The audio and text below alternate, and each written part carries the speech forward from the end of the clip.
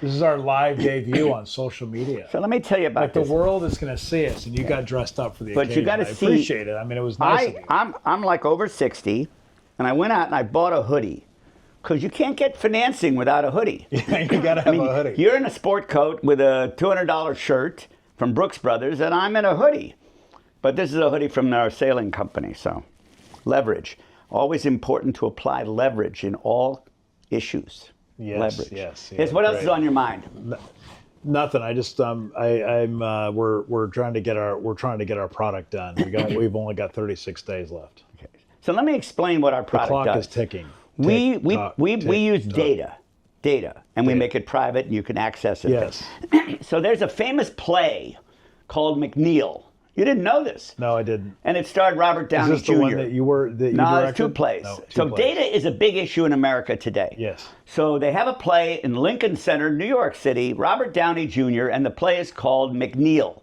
McNeil is a writer, and he's desperate to win a Pulitzer. He wants a Pulitzer. Okay. And so he cheats and takes data from his ex-wife and puts it through AI, creates a book, and it wins. And the problem in the play was who wrote the play. But it's all about data. Wait, is the play about the guy that tries to write a play, or is the play... It's about the issues of seeking fame and fortune, illegally leveraging off of other people's work. So, for example, Anthropic just paid the New York Times $1.5 billion for the right to use all the stuff they've been cheating on. You know how people train. Yes. So what happens is when the New York Times writes an article, the writers that they pay $200,000 to write, that is a copyright. Copyright. So when they copyright what they write, and then it appears on my the driveway, New York Times, what Anthropic and all of them did was they trained on all those words, trillions of words that they didn't own. I see. Imagine. Yeah. So then eventually, the issue of privacy and who owns what.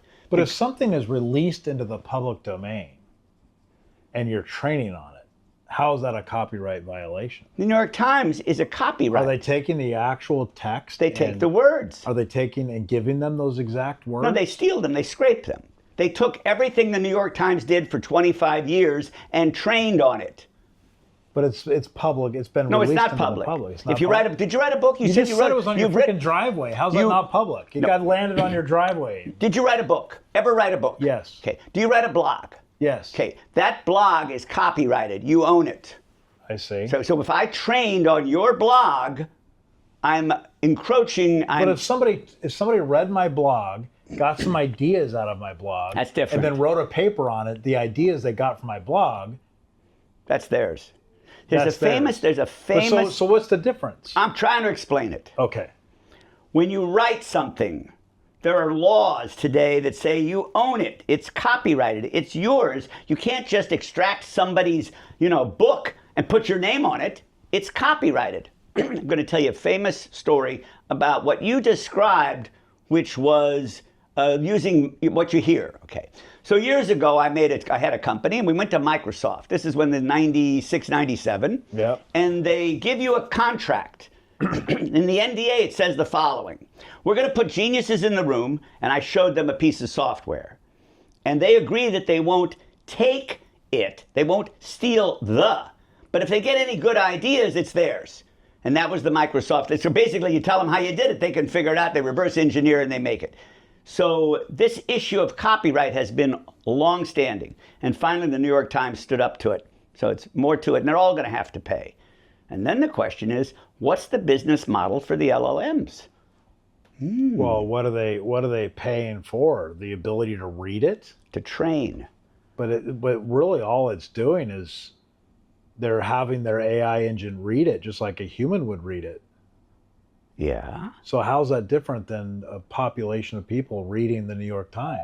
Well, if I read it, when I had my Fruit Loops and the granola with the artificial intelligence, I was reading the New York Times. Yes, so you were reading They own what I read. They own those words. I get to have ideas. But they don't own your head. No. So I get ideas. I come to the office and I see you and I say, what the fuck is that thing with the 36 hours? Riddle me this. Yes. Let's say that there's a savant young child that is born in this day and age, and that savant young child has this incredible ability to read the New York Times and to memorize every word ever read and they just have this superhuman ability to read and digest all the New York Times material.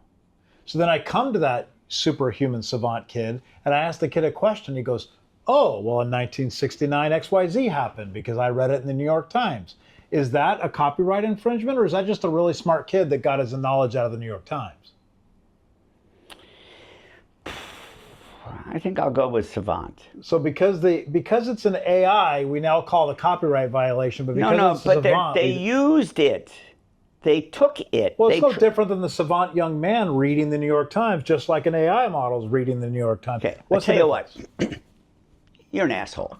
If the savant could actually memorize 1 trillion words that he had read over 100 years, that he lives forever, and he's a savant, could he then? Probably so. But you have to understand there's something called the fair use doctrine. Probably so what? Probably so. You're right. There's no copyright. One savant living 100 years who's remembered 1 trillion words. You got me. Well, now we got a whole new thing. Let's say I give birth to a new robot kid. I make a robot with an AI. You're in the weeds. You're in the weeds. How's that in the weeds? There's freaking companies right now making robots as we speak that have LLM capability. So there will be a time when there's a robot in here with us right now, and I can ask it questions. How is that different than the savant kid? So you're discriminating against this poor AI robot kid in the future.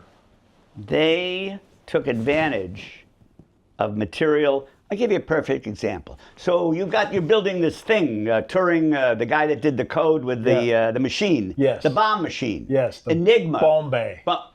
No, Bombay's a gin. Bombay. Bombay is a gin. It's French. Bombay.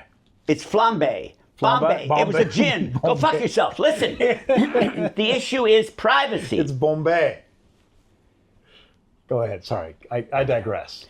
I digress into the proper pronunciation of Alan Turing's Bombay machine, but go ahead. It was called Bombay, you're right. I like being right. I usually am. But I view it as more of a Bombay Sapphire gin, but anyway. Well, that's Bombay. Okay. So look, the issue is privacy. The core issue is privacy. Okay? That's the issue you're trying to solve, right? Yep. Okay.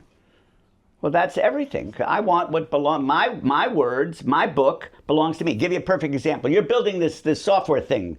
What is it? Turing, okay? So you told me that you've got like a library. So you're going to put Moby Dick on there, I think. Yes. So I can go to Moby Dick on the Turing platform. I can say, gee, give me the genesis, that's a big word, of the why the whale is white. Yes. Okay.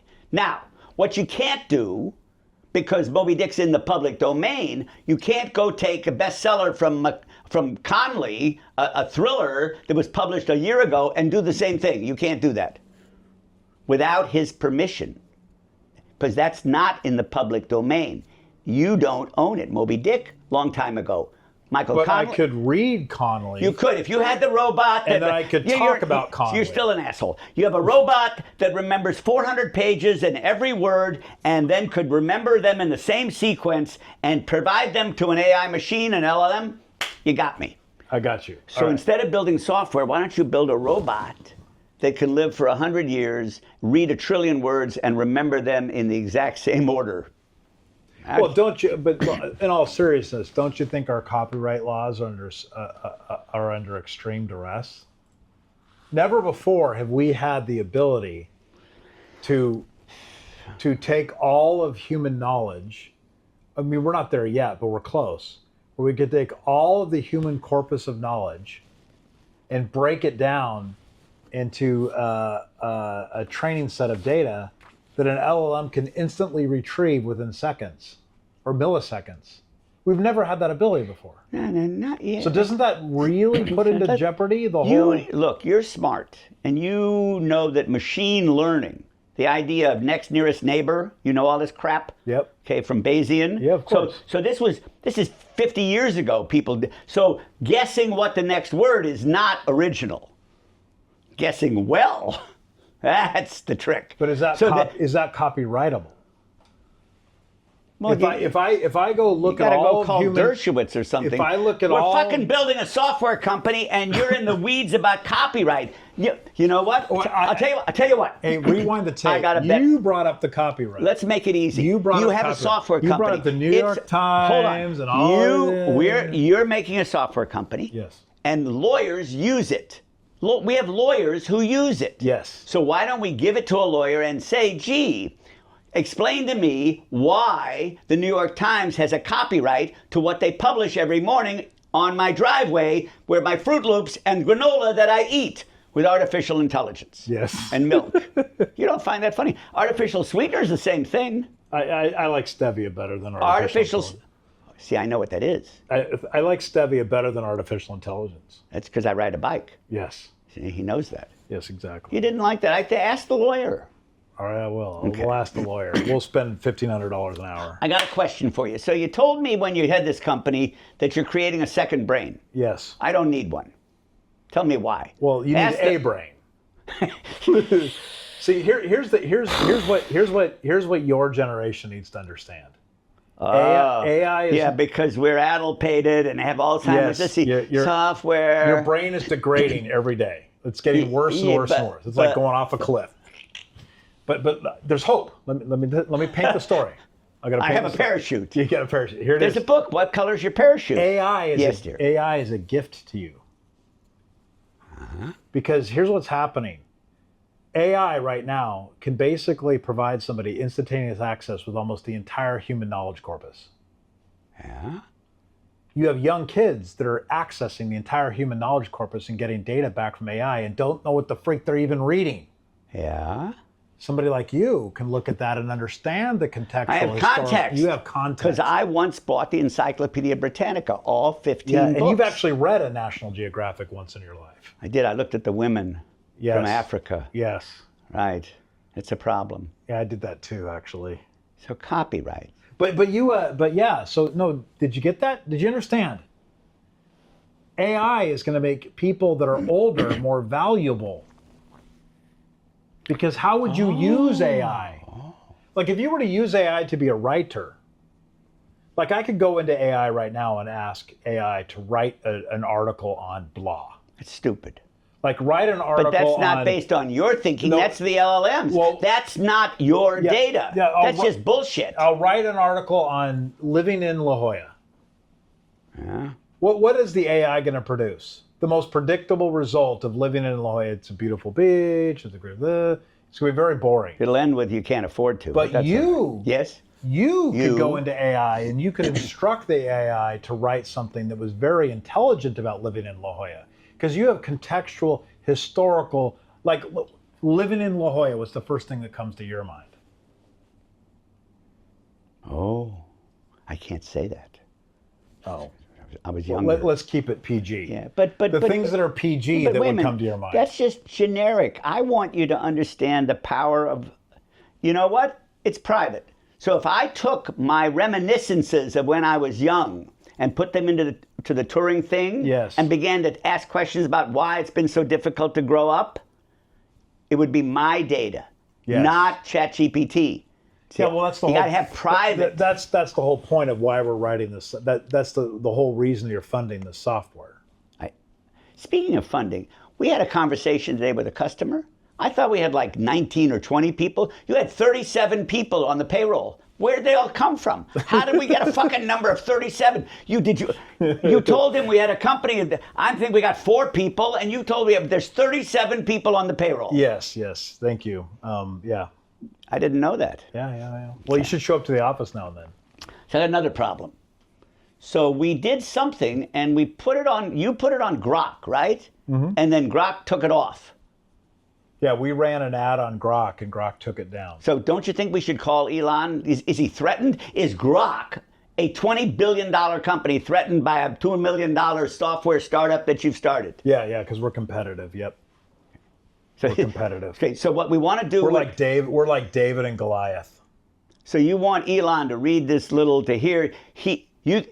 Grok threatened... Here's the headline. Grok threatened by Turing. Yes, there you go.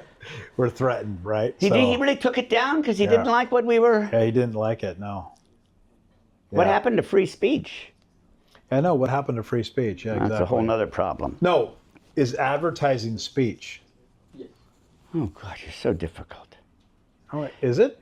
Is You it tell me, is advertising speech? Yeah, I mean, why not? Why don't you tell me, Jose? Is advertising speech?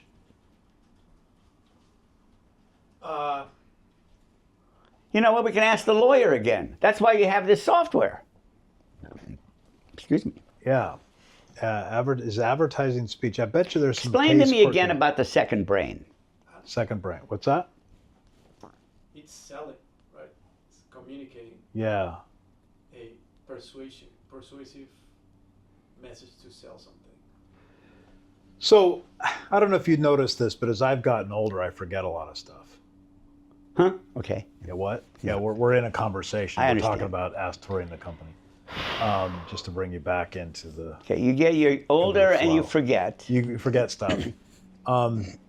Like just today, I was writing an article, and I was remembering a concept that I remember when I was younger.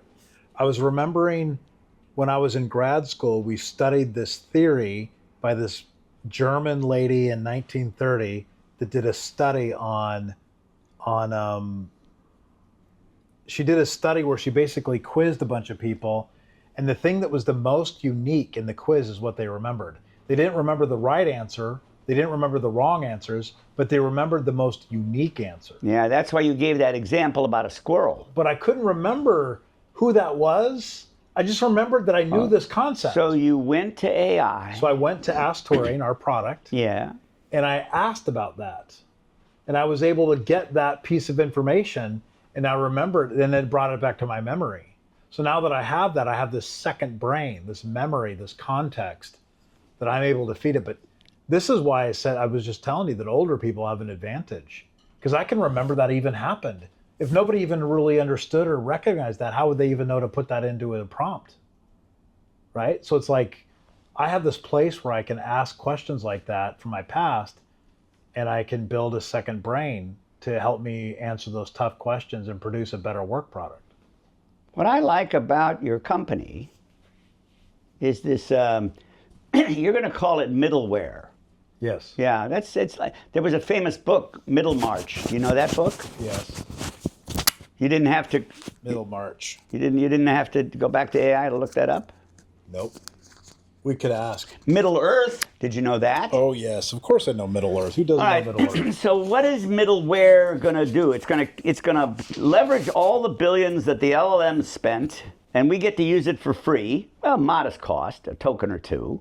And they got to keep training, and we're doing it with other people's data for privacy. Well, the idea is that a large language model, they're making all of their money on, they say they build this model and they train it, and it takes a lot of money and time and effort and energy to train it. Millions and millions of dollars, or even billions of dollars on compute resources, because they're crunching a lot of data in a very short period of time. Wow. And they're building a gigantic set of rules, parameter files, that govern how the LLM treats and deals with human text, or in some cases images or video, right? So there's a lot of going into that. So that their model is that they will make money on building, once they built this thing and it gets bigger and bigger and more comprehensive, they will be able to sell access to it. So a lot of the LLMs have provided a chat tool separate from the LLM to give people access to it. So let me explain the problem they have. So you know who Joseph Heller is? Yes. And you know he wrote a book. Uh-huh. And you know it was Catch-22. It was Milo Minderbinder. Great book. I modeled myself after Milo Minderbinder. He was the fixer. Having said that, here's the problem for the LLMs. They stopped training in 2021, 2022. They're done. This is where they are right now. So if you provide privacy, if you say to the company, Joe Smith and his X gigabits of data, and you say to him it's private and the LLMs can't train on it, the LLM says, well, if I can't train, it's like a shark swimming. If I can't train, I can't get bigger, so I'm basically going to go broke. So if you stop letting the LLMs train in the future, they've got a problem. It's different than that. when they first built the models, they didn't have it trained on active recent data. And the reason why is because they wanted a known set of data that wasn't changing. So now what they have is they are training on actively on internet sources, but we're running into a very perplexing problem. Perplexity, I know about him. Perplexing problem. Oh, is that like... As you're building this neural network out, like they're doing, if that neural network starts including its own content, so if your LLM is producing content that it's then training on that same content, you now have created a problem because you're training on the exact data that you've been outputting. So aren't you somewhat corrupting your knowledge base? So when they first started training LLMs, this was the idea. We got to limit it and keep the data set well defined so that they would prevent this problem. But that's gone now because they're all interested in training on the most recent up-to-date information as possible. So Neil, what is the most up-to-date, most recent, and most relevant information possible? The big, beautiful bill. Well, no, your brain. That what you are doing with it, what people are using it for, what they're typing in, the questions they're asking, the chats that they're doing, the data that you're uploading in there, that is the new source of data that they don't have access to now. Oh. Bring me all of your knowledge, right? They want to vacuum all this stuff up so they can start training on it. So yeah, the LLMs are very eager in training on more and more and more recent data so it can become a more valuable. That's a very intelligent response. It surprised me from you. Thank you. Wow. Well, I don't know. So what we're building is a product. What we're building is a product that changes that narrative. We're building a product that acts as a middleware, so users can log on to our product. Ooh, I have a question. And no, wait, hold on. Let me finish the thought. We're gonna finish a train of thought. So what we're doing is we're allowing a user to store their memory, their chats, their preferences, their data, and keep that isolated from the LLM. Can I keep it from my wife? Yes. Okay, good. So that's very impressive. You still didn't overcome. They can't train on what I'm thinking about this afternoon. Well, I haven't thought about it yet, but this morning. Your Fruit Loops. Name a company. Keep coming back to the Fruit Loops. Here, let's pretend that a venture capitalist, they do pretend all the time, is listening to you. Yes. And you say, yeah, I'm going to build middleware. I'm going to build a safe, secure, like a membrane on my roof that keeps the rain from coming in. Okay, safe, middleware. Name a company that was successful selling middleware. Oracle. Sun. Yeah. Microsoft. Okay. Yeah, I think the best one would be Microsoft. Middleware. Yeah. We heard the guy today. So we pitched a guy today. You pitched a guy. I listened, and he said, boy, do I have problems with Copilot because I'm a Microsoft shop. And once you're in the Microsoft environment, you can't get out. Yeah, I mean, I got to fight with Elon and Grok, who took my ad down. I got to fight with the crooks in Seattle who don't let anybody in because it's so difficult to fix the Copilot, so you got to go somewhere else. And once you're there, you know, the contract has this little clauses at the bottom that say you can't get out. Have you ever tried to cancel a cable subscription? I mean, the world is not set up for people. No, it's not. It's set up for subscribers. So if I could tell an investor that I look like Oracle, I'm in business. Maybe. Well, it's not me, it's you. Cause Yeah, maybe. Yeah. I think providing value on top of the LLM providers is going to be the new landscape for most companies that are coming out with AI products. Same thing with, Oracle built the database management system and then people provided front ends to that. Same thing with the cloud. Amazon created the cloud, the EC2 cloud, and so then people created front ends for it. It's created a whole ecosystem of applications and services set on top of it. AI is no different. They've built these giant data centers, these intelligent language models that are trained on all of human knowledge corpus. So we're going to write stuff that rides on top of that and provides better use to the customer. You got to be focused on one thing. You can't serve two masters, right? You can't be focused on building a language model that understands and knows how to digest human knowledge, and on the same time provide a great experience for people in whatever vertical domain they're in. Try this. So I read in the Wall Street Journal today, I got a couple of articles here. Is that copyrighted? Well, it was printed in the Wall Street Journal. I can understand it. And it talks about small language models. Yes. What is a small language model? I mean, is that when you use like tiny words? No. Actually, it's like I'm talking to my 4-year-old grandchild. So a large language model is nothing more than just a model. Yeah, but the small language it's a small little bitty model. What it is what it's trained on.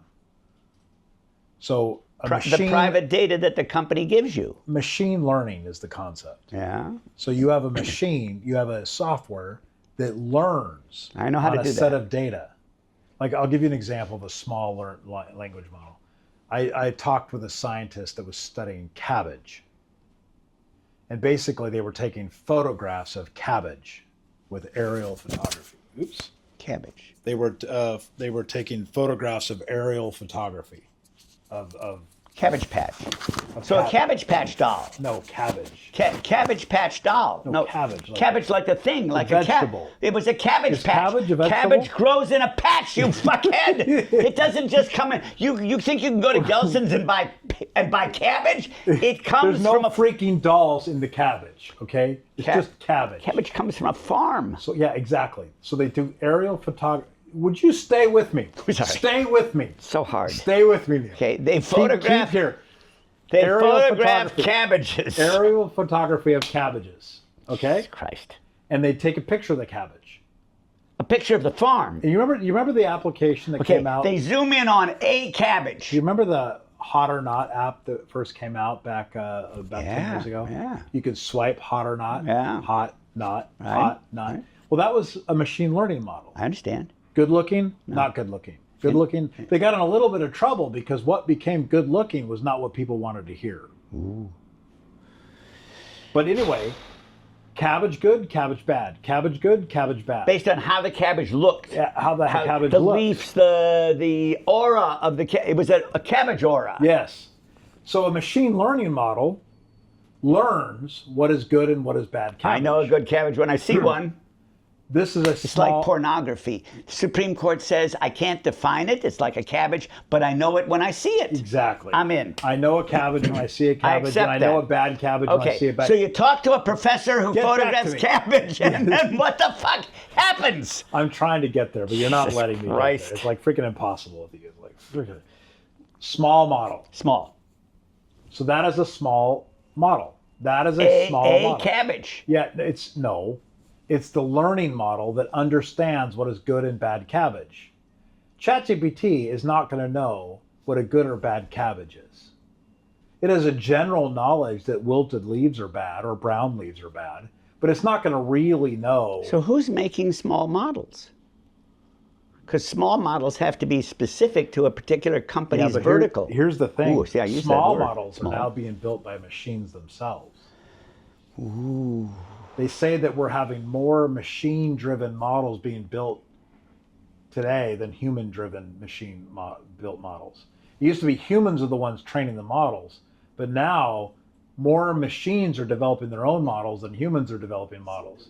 It's actually exponentially increasing every hour.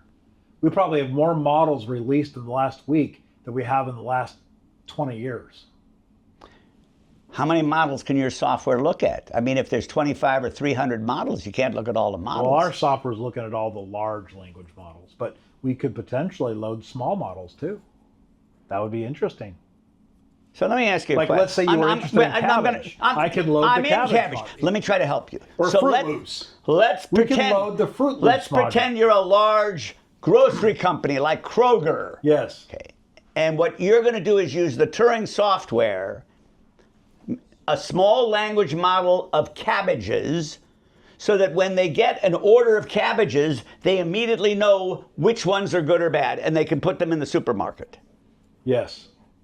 Small language model. Yes. Cabbage. Yes, small language models take precise understanding and learning. Precise. Okay. For example, the client we were talking today Yeah. had a model where they wanted to learn about what is good or bad to lend money to. Yeah, a lot of those people. That's a model. What is good and what is bad? They have their own model already. It's a human-driven model. They've created a model. They can look at documents. this they can isn't decide this is a good investment. This is a bad investment. Good investment. This is bad. not, if you took 500 of their loans and trained on it, you'd know immediately. The ones that went lousy looked like this, and the ones that paid off looked like that. Yeah. That's not hard. So can we train a machine on that? And Absolutely. Can we teach the Even machine that? And then can we have the machine with accuracy now? Accuracy is important.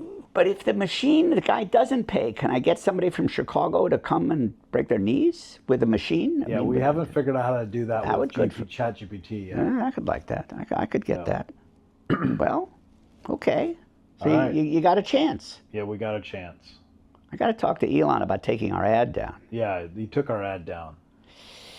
I Well- don't know why we were such a big threat. Did you get a ruling on that? Why we were a big threat?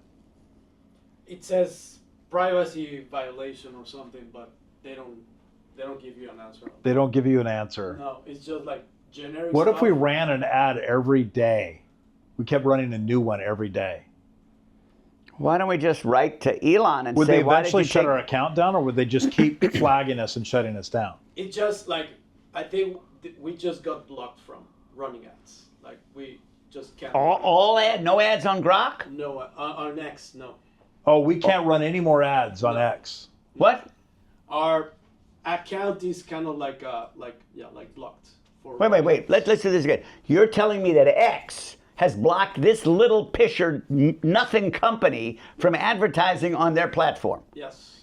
Now that is, can I get a lawyer? Is that an infringement? Am I blocked from free speech? Is this, I don't know. are they Are allowed ads free speech? what is their The EULA funny say? part is They that- can't do this. Yeah, and they don't specify like the reason. Like, No. So you should, can you call Elon?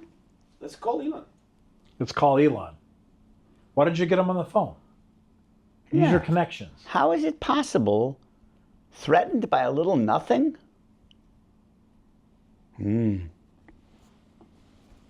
Complicated. What about free speech? I don't know. Are ads free speech? I don't know. Well, first off, does Elon or X have the right to take down whatever they want to? I think they do. In theory, like the platform itself, you can publish anything, but then running ads, it's like their business, and like you have to pay for it, Yes. and they have some policies regarding like you cannot sponsor some type of content because Well, you can't do terrorism, but you know what we're facing? We're facing monopolies. Monopolies. 100%. That's the problem. Problem with America. So this is interesting. A company who is a social media platform, probably one of the largest databases of human interaction that is known on the planet, maybe other than Meta, right? They have decided to go build a large language model. And they are training a large language model. And now because they have the conflict of interest we were just talking about, they are now preventing people from advertising a competitive product on their platform because it is not in their interest because they're building a large language model. And they bought the platform because of free speech. Yeah. So it kind of like it's a Well, that was the idea, Contradiction, that we right? bought the model for free speech, but maybe the real model is I bought the model so that I would have all of your free speech that I could use to monetize. Now it makes sense, So you talked to me the other day. right? And then what it's about, the largest database known to humankind of human interaction. I mean, how long has like Twitter been real-time around? interaction. That's How long very has Twitter been around? for like 12 years, I guess. About as long or longer than Facebook? No, Facebook's 20. 20? Yeah, but it's about the same as Facebook. Probably like 2-3 years after. And I would say that people probably been using Twitter or X for instantaneous communication far more than Facebook. Yeah, for sure.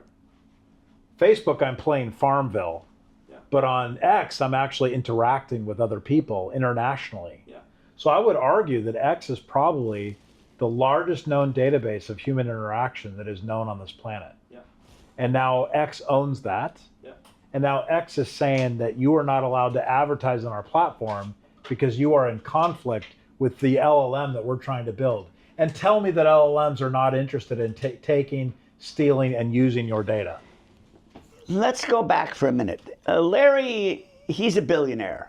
He also races sailboats, which, as you know, I do too. See leverage? Yes. I'm number 93. Yes. So what was the challenge he had to overcome to get momentum downhill? In other words, when he came out, he must have threatened somebody. Who was trying to shut him down? I don't know. I don't know. IBM probably.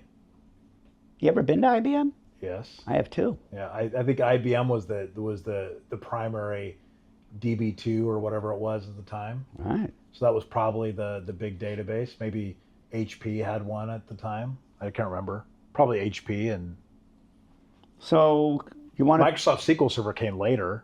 So Are you gonna go after venture capital money, or are you just gonna kind of use food stamps? I plan to use all of your money until it runs out, and then we'll go ask for others.